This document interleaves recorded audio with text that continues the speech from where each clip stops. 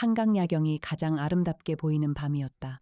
마포구 합정동 골목 위 50층짜리 빌딩 꼭대기에서 내려다보면 강물 위에 다리 불빛이 늘어졌고 그 빛이 물결을 따라 가늘게 흔들렸다. 그 밤 이해나는 사무소에서 늦게까지 세종과 함께 데이터를 정리하고 있었다. 밤 11시 30분 사무소 문이 열렸다. 남자가 들어왔다. 35살쯤 됐을 것이었다. 검은 바람막이를 입었고 왼쪽 옆구리에 손을 얹고 있었다. 그 손 사이로 붉은 것이 번지고 있었다. 이해나가 일어섰다. 남자가 이해나를 바라봤다. 강력 탐정이 여기 있습니까? 이해나가 남자 쪽으로 달려갔다. 지금 탐정님은 안 계세요. 제가 이해나예요. 여기 앉으세요. 남자가 소파 쪽으로 비틀거렸다. 이해나가 받아냈다. 남자의 체중이 실렸다. 국정원 소속이에요. 남자가 말했다. 이름이요. 한철수. 코드네임 팔콘. 이해나가 세종에게 즉시 119를 요청하면서 응급처치를 시작했다. 남자의 옆구리를 눌렀다. 자상이었다. 하고 싶은 말이 있어요? 이해나가 남자를 바라보며 물었다. 남자가 이해나의 눈을 바라봤다. 루시퍼. 남자가 말했다. 부산, 스카프. 그것이 전부였다. 남자의 눈이 감겼다. 강혁이 사무소로 돌아온 것은 자정이 지나서였다. 형 강민혁과 저녁을 먹고 돌아오는 길이었다. 이해나의 전화를 받자마자 속도를 높였다. 사무소에는 응급대원들이 남자를 이미 들것에 옮기고 있었다. 이해나가 강혁을 보자마자 낮은 목소리로 말했다. 국정원 소속이에요. 한철수. 코드네임 팔콘. 자상을 입고 왔어요. 3가지 말을 남겼어요. 뭐라고 했어요? 루시퍼, 부산, 스카프. 강혁이 멈췄다. 그는 소파 앞에 서서 남자가 쓰러졌던 자리를 봤다. 바닥에 혈흔이 남아 있었다. 이해나가 지혈을 한 흔적도 있었다. 세종. 국정원 소속 한철수. 조회 가능한 범위 내에서 신원 확인. 세종이 응답했다. 한철수. 공식 기록 없음. 국정원 소속 공작원은 기본적으로 공개 데이터베이스에 등재되지 않습니다. 코드네임 팔콘은 국정원 해외 공작 관련 코드로 분류된 적이 있으나 기밀 등급 이상이어서 접근 불가입니다. 강혁이 형에게 전화를 걸었다. 형, 혁아, 이 시간에 국정원 소속 공작원이 우리 사무소에 왔어. 총이 아니라 칼에 찔렸어. 지금 병원 가고 있어.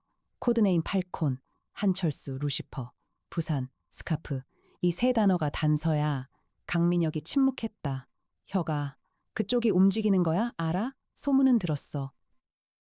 아직 확인은 안 됐는데. 조심해. 뭐가 있어.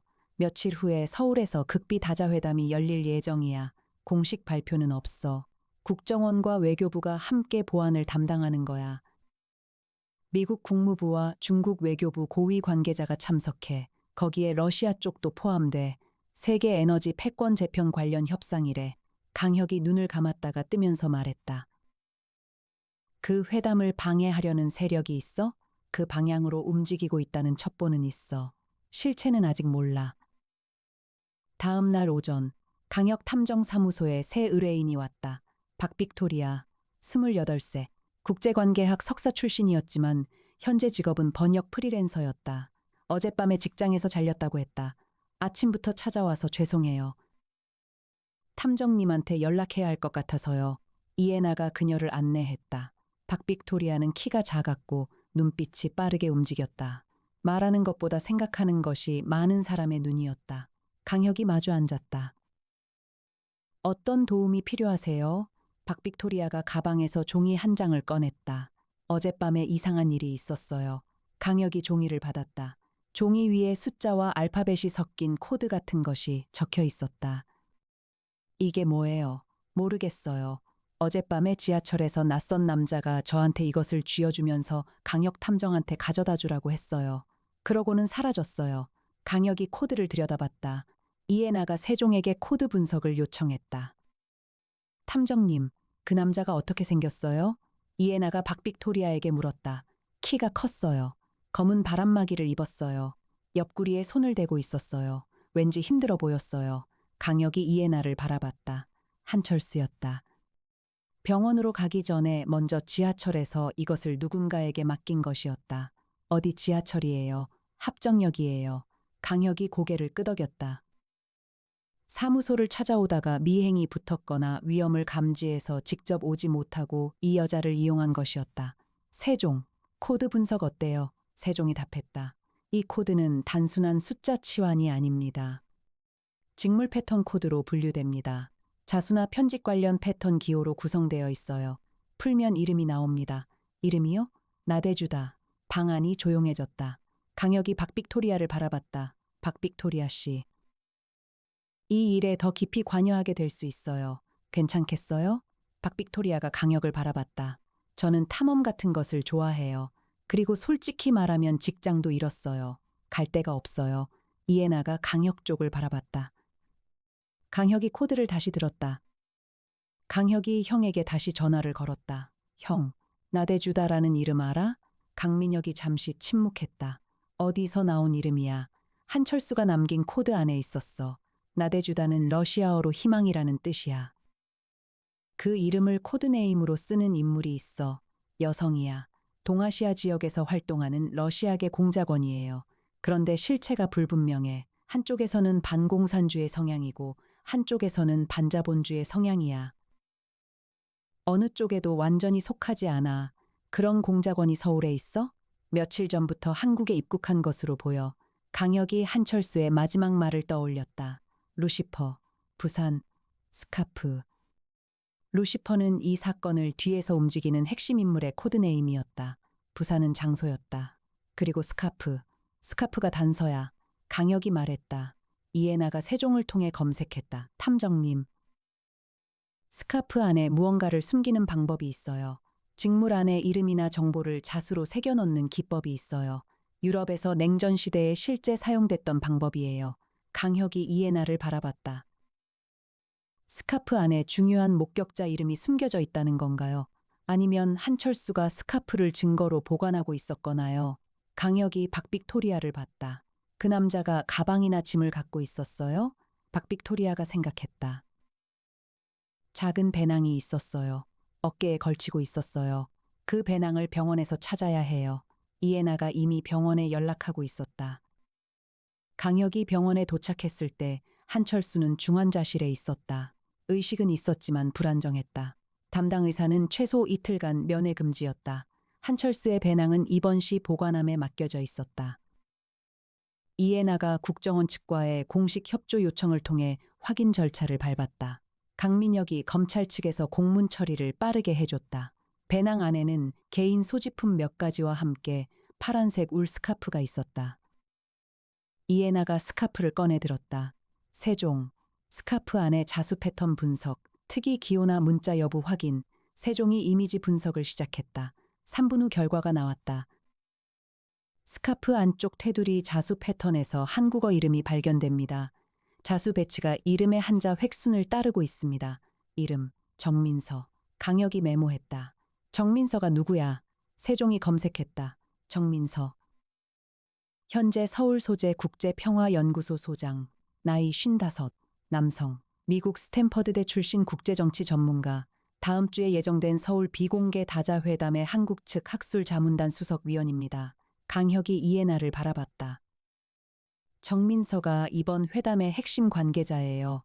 한철수가 이 사람 이름을 스카프에 숨겨서 전달하려 했어요. 정민서가 회담을 방해하려는 쪽에 내통하고 있거나 아니면 반대로 정민서가 위험에 처해 있다는 의미일 수 있어요. 이에나가 두 가지 가능성을 동시에 세종에게 입력했다. 그 순간 강혁의 휴대폰이 울렸다. 모르는 번호였다. 강혁이 받았다. 강혁 탐정님이시죠? 낮은 여성 목소리였다. 발음이 정확했지만 어딘가 외국어 억양이 섞여 있었다. 그렇습니다. 저는 나대주다예요. 직접 만나야 해요. 한철수의 사건은 생각보다 복잡해요. 루시퍼가 이미 알고 있어요. 탐정님도 지금 위험해요. 전화가 끊겼다. 강혁이 사무소로 돌아오면서 생각했다. 나대주다가 먼저 연락을 해왔다. 강혁의 번호를 알고 있었다. 한철수에게서 입수했거나 아니면 이미 사전에 파악한 것이었다. 박빅토리아가 사무소에 아직 남아 있었다. 이에나가 그녀에게 커피를 내줬고 박빅토리아는 세종 화면들을 신기하게 바라보며 앉아 있었다. 박빅토리아 씨, 강혁이 말했다. 지하철에서 그 남자가 탐정님한테 가져다 달라고 했을 때 따라붙는 사람이 있었어요? 박빅토리아가 눈을 가늘게 떴다. 있었어요. 그래서 이상하다고 생각했어요. 어떻게 생겼어요? 남자 2명이었어요. 같이 지하철을 탄 것 같진 않았는데 내리고 나서 저를 따라온 것 같았어요. 코드를 가방에 넣으면서 흘깃봤는데 그 2사람이 플랫폼에 있었어요. 그들을 어떻게 따돌렸어요? 박빅토리아가 웃었다. 따돌리려 한 게 아니었어요. 그냥 빨리 걸었어요. 저는 원래 걷는 게 빠르거든요. 그리고 출구를 3개 건너뛰었어요. 이에나가 강혁을 바라봤다. 이 여자는 직감적으로 행동하는 사람이었다. 그 직감이 나쁘지 않았다. 강혁이 결정을 내렸다. 박빅토리아 씨, 이 사건은 탐정사무소 차원을 넘는 일이 될 수 있어요. 위험하고 복잡해요. 그래도 도움을 주시겠어요? 박빅토리아가 바로 말했다. 할게요. 이에나가 강영 옆에서 조용히 말했다. 탐정님, 박빅토리아 씨를 쓰는 게 맞아요? 강혁이 낮게 말했다. 에나 씨가 먼저 판단해줘요. 이에나가 박빅토리아를 바라봤다. 세종을 통해 30초 내로 신원 조회를 마쳤다. 문제 없어요. 데리고 가도 돼요. 이튿날 아침, 이에나가 KTX 3장을 예약한 것을 강혁은 당연하게 받았다. 강혁과 이에나 그리고 박빅토리아가 부산행 KTX에 탔다. 부산역에 내리자마자 강혁이 구도심 쪽을 바라봤다. 한철수가 부산에서 무엇을 봤을까요? 이에나가 세종을 통해 검색했다. 탐정님, 국제평화연구소 정민서 소장이 지난주에 부산에 방문한 기록이 있어요. 부산 해운대 소재 호텔에서 국제학술 포럼이 있었어요. 참석자 명단은 비공개예요. 그 포럼에 누가 왔는지 알 수 있어요? 세종이 공개 인터넷 검색에서 일부를 확인했어요. 미국 측 참석자 중에 에너지 펀드 운영사 대표 마이클 첸이 있었어요. 러시아계 인물이 포함됐다는 소문도 있어요. 강혁이 이에나를 바라봤다. 에너지 펀드. 이번 다자회담이 세계 에너지 패권 재편 관련이라고 했잖아요. 그 포럼이 사전 접촉 장소였을 가능성이 있어요. 강혁이 호텔 이름을 기억했다. 3사람이 해운대 쪽으로 이동했다. 이에나가 운전했다. 무인 승용차를 원격으로 부산역 근처에 미리 배치해뒀었다. 해운대 그 호텔은 바다를 마주한 고급 호텔이었다. 강혁이 로비에 들어서면서 훑었다. 있는 것, 고급스럽게 차려진 인테리어, 로비 한쪽에 앉아있는 양복 차림의 남자 2명. 그들은 신문을 들고 있었지만 읽지 않고 있었다. 없는 것, 호텔 직원의 자연스러운 움직임, 뭔가 단단히 긴장한 분위기가 있었다. 어색한 것, 로비 기둥 뒤쪽에 카메라 각도가 바뀌어 있었다. 원래 위치가 아니었다. 에나 씨, 저 카메라 각도가 언제 바뀐 건지 확인해 줄 수 있어요. 이에나가 세종에게 요청하면서 프런트로 걸어갔다. 강혁이 로비 남자들을 다시 봤다. 그들 중 한 명이 강혁과 눈이 마주쳤다. 그리고 바로 신문 뒤로 시선을 내렸다. 국정원이거나 루시퍼 쪽 사람이거나. 호텔 4층 카페에서 연락이 왔다. 메시지 발신자는 모르는 번호였지만 내용이 간결했다. 4층 카페, 지금 강혁이 혼자 올라갔다. 카페 안에 여자가 앉아 있었다. 40 초반이었다. 짧은 갈색 머리, 정확한 눈빛. 양손을 테이블 위에 올려두고 있었다. 아무것도 숨기지 않겠다는 자세였다. 강혁이 맞은편에 앉았다. 나대주다 씨, 강혁 탐정님, 그녀가 한국어를 구사했다. 유창하지는 않았지만 정확했다. 한철수가 왜 우리 사무소에 왔는지 알고 싶어요. 한철수는 제 연락책이에요. 저는 이번 회담이 제대로 성사되기를 원해요. 루시퍼의 조직은 그것을 막으려 해요. 한철수가 부산에서 루시퍼의 정체를 확인했어요. 그것을 전달하려다 기습을 당한 거예요. 루시퍼가 누구예요? 나대주다가 강혁을 바라봤다. 정민서예요. 강혁이 멈췄다. 정민서 소장이 회담방해 세력의 핵심이에요? 그는 어느 한쪽의 대리인이 아니에요. 독자적인 조직의 수장이에요. 동아시아 에너지 패권이 어느 한쪽에 집중되는 것을 막기 위해 회담 자체를 무력화하려 해요. 그 방법은 회담 참석자 중 한 명을 이용해 회담장에서 정보 유출 상황을 연출하는 거예요. 어떤 정보요? 미국이 러시아에 비밀리에 전달한 에너지 협상 카드예요. 그것을 회담 도중에 한국 언론에 유출하면 회담은 파국으로 끝나요. 강혁이 생각했다. 그걸 막으려면 정민서를 회담에서 배제해야 해요. 그 전에 증거가 필요해요. 정민서는 한국에서 존경받는 학자예요. 증거 없이는 아무것도 못해요. 증거는요. 나대주다가 커피잔을 내려놓았다. 한철수가 스카프에 숨겨둔 것. 그것이 시작이에요. 하지만 그게 전부가 아니에요. 그녀가 말했다. 이 호텔에 정민서 조직의 연락책이 있어요. 그 사람이 회담 참석자 한 명과 접촉하고 있어요. 그 장면을 포착해야 해요. 강혁이 나대주다를 바라봤다. 당신은 어느 나라 편이에요? 나대주다가 잠시 생각했다. 어느 나라도 아니에요. 나는 세계 평화 편이에요. 강혁이 그 대답을 들었다.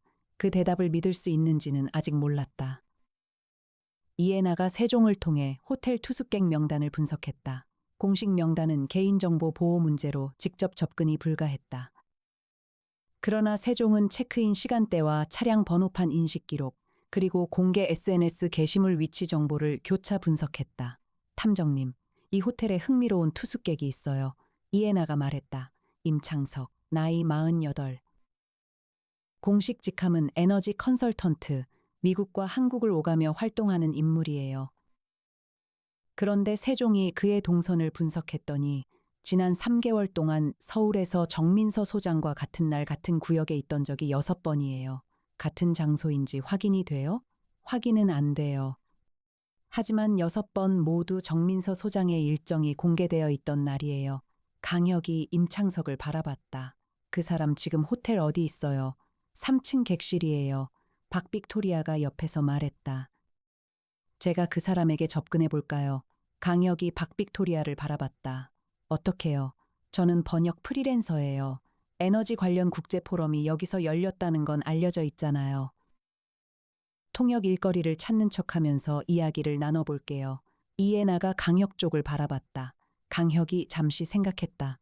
이어폰 달아줄게요. 세종이 실시간으로 모니터링해요. 조금이라도 이상하면 바로 빠져나와요. 박빅토리아가 고개를 끄덕였다. 박빅토리아는 호텔 로비 카페에서 임창석과 마주쳤다. 자연스러웠다. 그녀는 영어와 한국어를 섞으면서 에너지 포럼 참석차 왔다고 했다. 통역 일을 하고 있다고 했다. 임창석이 관심을 보였다.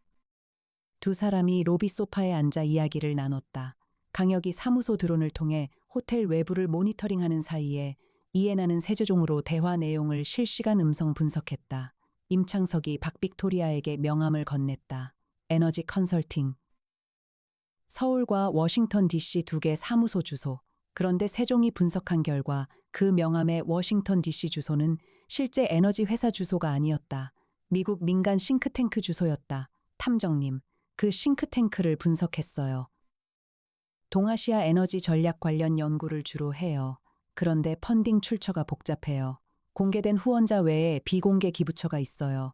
세종이 공개 재무 기록에서 정민서 소장의 연구재단 이름을 찾았어요. 강혁이 눈을 좁혔다. 정민서가 그 싱크탱크에 자금을 댔어. 간접적으로요. 박빅토리아가 임창석과 이야기를 나누는 동안 이에나가 받아 적은 내용 중에 흥미로운 부분이 있었다. 임창석이 다음 주 서울 일정을 언급했다. 서울에서 중요한 미팅이 있어요. 선약이 있어서 아마 바쁠 것 같아요. 그게 전부였다. 하지만 이에나가 세종을 통해 임창석의 비행기 예약을 조회했더니 사흘 후 서울 귀국편이 있었다. 다자회담 예정일보다 사흘 앞선 날이었다. 강혁이 나대주다에게 연락했다. 임창석을 찾았어요. 정민서와 연결되어 있는 것 같아요. 나대주다가 잠시 말이 없었다가 말했다. 그 사람은 연락책이 아니에요. 강혁이 멈췄다. 임창석은 미끼예요. 루시퍼가 탐정님을 추적자 쪽에 집중시키려고 만든 허상이에요. 진짜 연락책은 이 호텔에 없어요. 강혁이 이에나를 바라봤다. 이에나가 세종에게 즉시 재분석을 요청했다. 그러면 한철수가 부산에서 포착한 것이 임창석이 아니라는 거예요? 한철수는 부산에서 루시퍼 본인을 봤어요. 정민서가 직접 이 호텔에 왔어요. 강혁이 다시 호텔 투숙객 분석을 명령했다. 세종. 정민서 소장이 이 호텔에 체크인한 기록이 있어요? 세종이 빠르게 답했다. 공식 기록에는 없습니다. 하지만 그건 당연해요. 루시퍼 수준의 인물이 본명으로 체크인할 리 없어요. 다른 이름이나 법인 명의로 예약됐을 가능성이 있어요. 어떻게 찾아요? 이해나가 손가락을 움직였다. 체크인 전 차량 진 CCTV, 발렛 기록, 룸서비스 내역. 세종이 교차 분석해요. 12분 후 세종이 결과를 냈다. 이 호텔 805호 투숙객 박남진 씨. 기업명의 체크인. 기업명은 피스파트너스 주식회사. 대표자는 정민서. 강혁이 일어섰다. 강태룡에게 연락이 간 것은 그 순간이었다. 강혁이 전화를 걸었다. 태룡아. 강태룡이 받자마자 말했다. 혁아. 어디야? 부산 해운대. 루시퍼 연결 인물이 이 호텔 805호에 있어. 체포나 신변 보호 관련으로 공식 절차가 필요해. 빠르게 움직여줄 수 있어? 국정원 건이야? 그쪽하고 겹쳐. 강태룡이 잠시 침묵했다.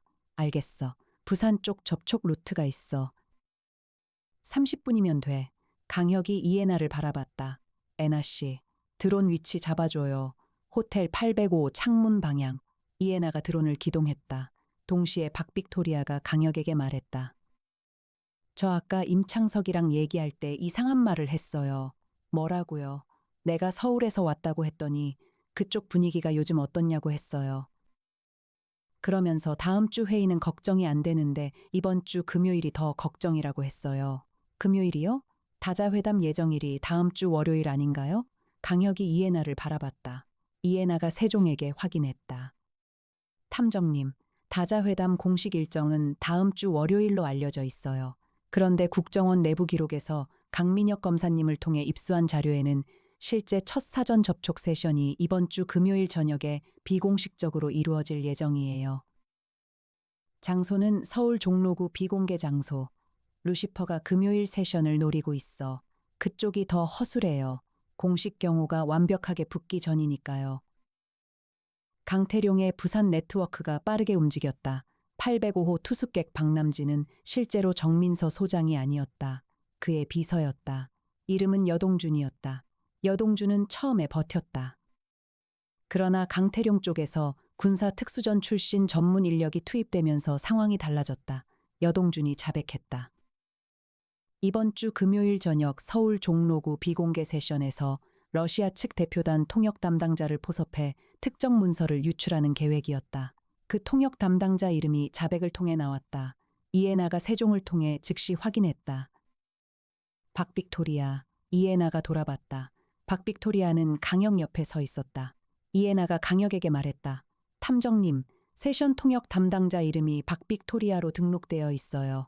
방안이 조용해졌다. 박빅토리아가 눈을 크게 떴다. 저요? 이해나가 세종 화면을 펼쳤다. 세션 통역 담당자 명단에 박빅토리아, 국제관계학 석사, 전문 분야 러시아어와 한국어. 서울 소재 프리랜서 번역가, 박빅토리아가 강혁을 바라봤다. 저는 그런 일을 수락한 적이 없어요. 누가 명단에 올린 건가요? 이해나가 세종에게 요청했다. 명단 등록 시스템 접근 기록을 분석하면 알 수 있어요. 세종이 분석 중이에요. 5분 후 결과가 나왔다. 명단 등록자는 국제평화연구소 행정계정이에요. 담당자는 정민서 소장 측근 직원이에요. 강혁이 박빅토리아를 바라봤다. 정민서가 의도적으로 박빅토리아 씨를 명단에 올린 거예요. 왜요? 강혁이 생각했다.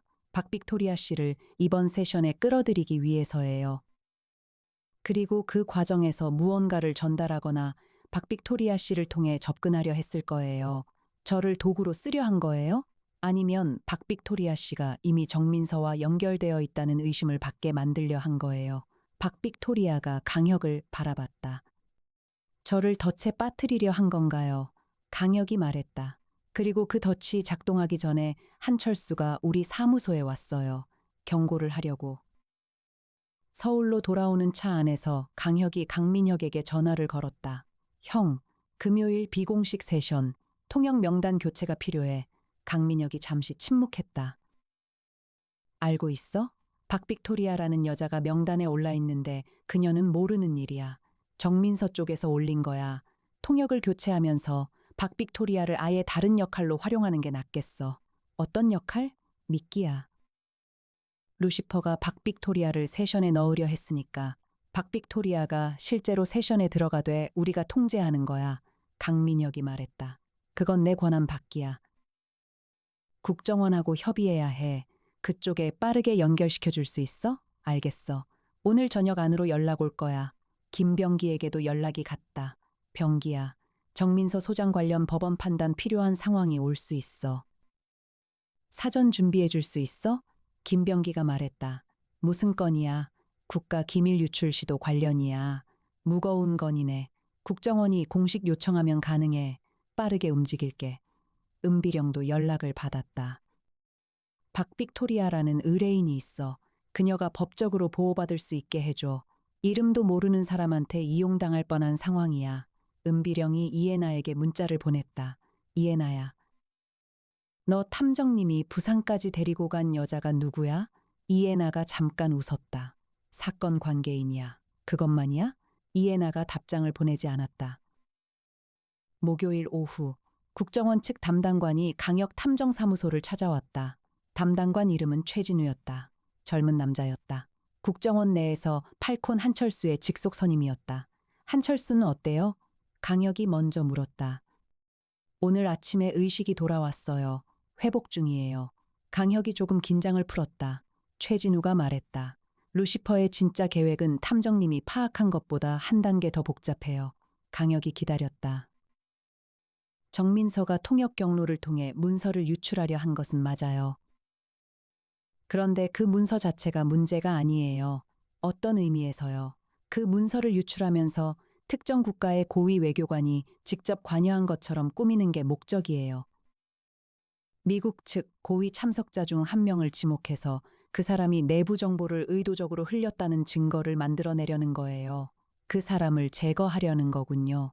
회담 자체를 파국으로 만들면서 동시에 특정 인물을 희생양으로 삼는 거예요. 강혁이 생각했다. 미국 측 지목 대상이 누구예요? 최진우가 이름을 말했다. 이해나가 세종에게 즉시 그 이름을 입력했다. 결과가 나왔다. 에너지 패권 협상에서 미국 측의 핵심 온건파예요. 이 사람이 제거되면 협상이 강경파 주도로 넘어가요. 그것이 루시퍼가 원하는 결과예요. 강혁이 고개를 끄덕였다. 루시퍼는 어느 쪽의 대리인도 아니에요. 강경파 우위를 이용해 자신의 독자 세력을 키우려는 거예요. 최진우가 강혁을 바라봤다. 그래서 탐정님한테 부탁하는 거예요. 뭘요? 내일 비공식 세션에 박빅토리아 씨를 실제로 투입해 주세요. 그리고 루시퍼 측 움직임을 현장에서 포착해 주세요. 국정원이 공식적으로 들어가면 그쪽이 다 숨어버려요. 민간 탐정 사무소라면 오히려 방심할 수 있어요. 금요일 저녁 6시 종로구 비공개 장소는 서울 구도심 한 귀족적인 한옥 게스트하우스였다. 이해나가 세종을 통해 주변 건물 배치와 출입구 동선을 미리 파악했다. 드론이 상공에서 실시간 모니터링을 했다. 박빅토리아가 통역 요원으로 세션 장소에 들어갔다. 강혁은 인근 건물 옥상에서 이해나와 함께 모니터링했다. 세종이 세션 장소 내부 음성을 마이크로 수신했다. 박빅토리아의 이어폰을 통한 연결이었다. 탐정님. 박빅토리아 씨 입장 완료. 세션 시작됩니다. 이해나가 말했다. 세션에 참석한 사람은 6명이었다. 한국 측 2명, 미국 측 2명, 러시아 측 2명. 정민서는 한국 측 자문 자격으로 참석해 있었다. 강혁이 세종 화면으로 내부를 봤다. 소형 카메라가 박빅토리아의 물병 뚜껑에 달려 있었다. 세션이 시작된 지 20분이 지났을 때였다. 세종이 알림을 냈다. 이상 신호. 세션 장소 내부 특정 좌석 인근에서 무선 통 신호가 탐지됩니다. 이해나가 신호 방향을 추적했다. 러시아 측 통역 담당자 좌석 아래쪽이에요. 강혁이 즉시 박빅토리아 이어폰을 통해 말했다. 빅토리아 씨. 러시아 측 통역 옆에 가방색이 뭐예요? 박빅토리아가 자연스럽게 시선을 이동했다. 검은색 가방이에요. 그 가방 아래쪽에 뭔가 붙어 있는지 확인해줘요. 테이블 밑으로요. 잠시 후 박빅토리아가 낮게 말했다. 있어요. 작은 검은색 장치가 붙어 있어요. 송신기였다. 세션 테이블의 대화 내용을 외부로 전송하는 장치가 심어져 있었다. 이것이 정민서 측의 첫 번째 장치였다. 장치 제거 전에 잠깐 기다려요. 강혁이 말했다. 이해나가 세종을 통해 신호 수신처를 역추적했다. 탐정님, 신호가 건물 밖 300m 지점으로 가고 있어요. 어디요? 인근 주차장이에요. 차량 한 대에서 수신 중이에요. 차 번호 추적했어요. 정민서 소장의 소속 연구소 법인 차량이에요. 강혁이 강태룡에게 문자를 보냈다. 강태룡이 즉시 응답했다. 차량 확보 완료. 세션이 끝나고 1시간 후 강혁과 이에나 그리고 박빅토리아가 인근 카페에 모였다. 나대주다가 그 카페 안에 이미 와 있었다. 강혁이 들어서면서 나대주다를 바라봤다. 잘 됐어요? 나대주다가 물었다. 송신기 확보했고 수신 차량도 잡았어요. 나대주다가 고개를 끄덕였다. 그때 이에나가 말했다. 탐정님, 한 가지 이상한 게 있어요. 뭐가요? 세션 장소에서 수신된 신호 분석을 세종이 완료했어요. 그런데 신호가 두 개예요. 강혁이 멈췄다. 하나는 러시아 측 통역 좌석 아래 송신기. 그건 정민서 측이에요.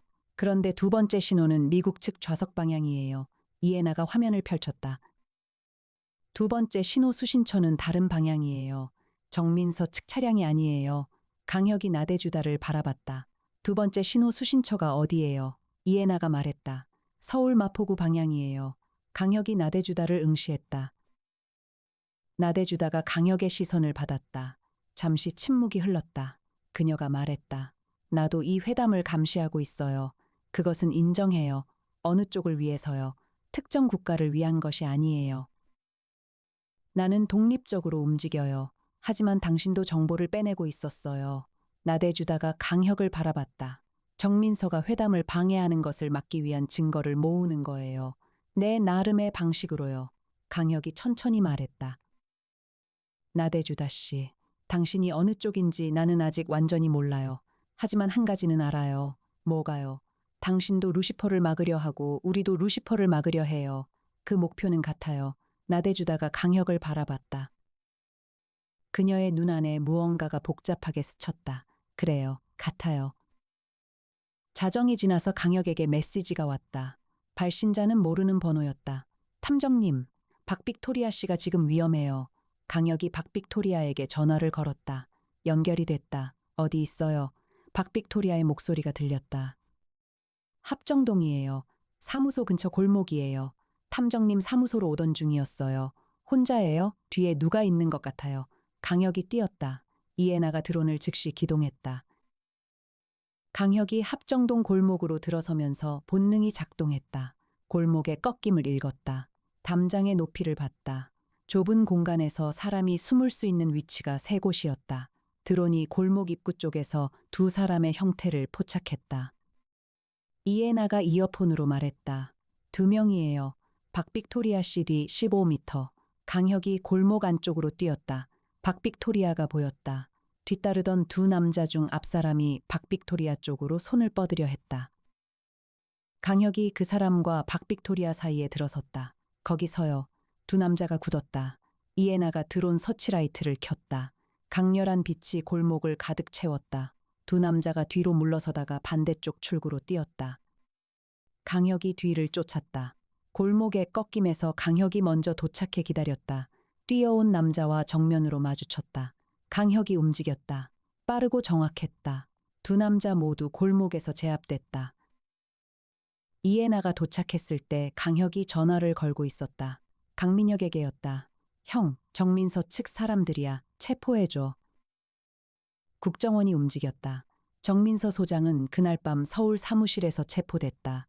그러나 강혁에게 한 가지가 남아 있었다. 나대주다의 두 번째 신호. 강혁이 사무소에서 세종을 통해 최종 분석을 요청했다. 세종. 두 번째 신호 수신처를 정확하게 추적해 세종이 작업을 마쳤다. 수신처는 서울 마포구 한 건물 내 사무소예요.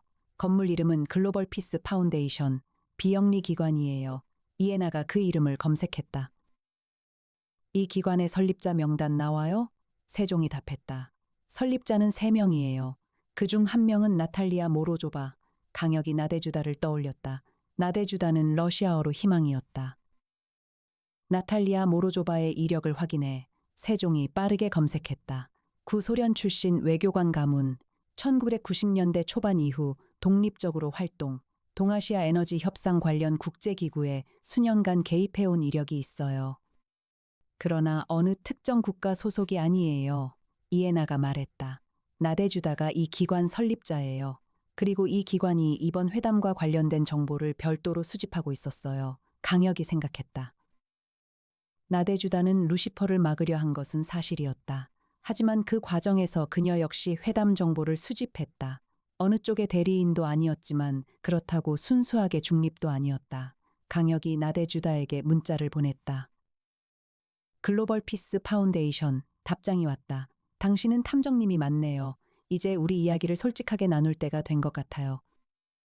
다음 날 아침, 나대주다가 강혁 탐정사무소를 찾아왔다. 이번에는 카페가 아니라 사무소에서 마주 앉았다. 이에나가 커피를 내왔다. 박빅토리아도 함께 있었다. 나대주다가 커피를 두 손으로 감쌌다. 들켰군요. 처음부터 당신이 단순한 협력자가 아니라는 것은 알고 있었어요. 그러면서도 왜 도와줬어요? 강혁이 말했다.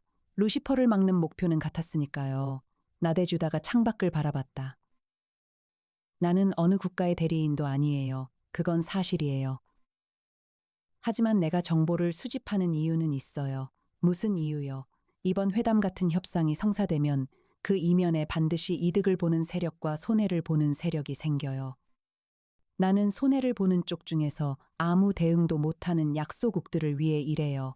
그들이 협상의 진짜 내용을 알아야 대비를 할 수 있어요. 강혁이 나대주다를 바라봤다. 그 정보를 어떻게 사용해요? 약소국 관련 비영리 기구들에 전달해요. 직접 공개하지는 않아요. 증명할 수 있어요? 나대주다가 태블릿을 꺼냈다. 화면을 강혁에게 보여줬다.